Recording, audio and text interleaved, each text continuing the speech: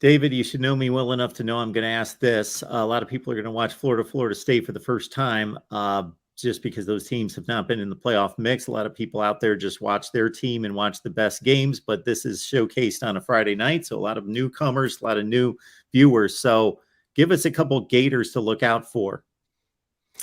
Yeah, especially if you're on the Florida State side and you haven't watched Florida. You're going to know the name ETN because of his brother at Clemson. Trevor Etienne, the brother of Travis Etienne at Clemson, definitely watch out for him, especially, as I said, if Florida's going to have to rely on running the ball if they've got some injuries at the wide receiver position there. So I think Trevor Etienne's the name at the running back position you definitely watch out for. Montrell Johnson, the other main running back for the Gators, transferring from Louisiana to Florida. And look, they've been a great 1-2 punch for the Gators so far this year. Like I said, you go back to last week, you won't see it versus Vanderbilt. If you want a holistic look, throw that game out the window. Those guys have gotten it done game in and game out for the Gators.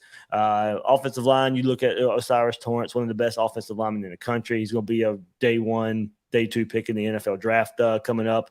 And on defense, Brenton Cox, the 5-star transfer from Georgia, got dismissed about a month ago. And you've had some young guys, Antoine Powell-Ryland step up and play really well in Brenton Cox's absence of this team, and also Princely Umanmielen there as far as the edge goes for Florida on the defensive line. And those guys are going to have a lot on their plate, Mark, as I mentioned earlier, with this FSU run game and how much they run the counter and how much they want to get outside sometimes and run around the edge with their running backs. And those two guys I just named on defense are going to have their hands full. They're going to have to play discipline. They're going to have to set the edge. They're going to have to make tackles that they missed last week.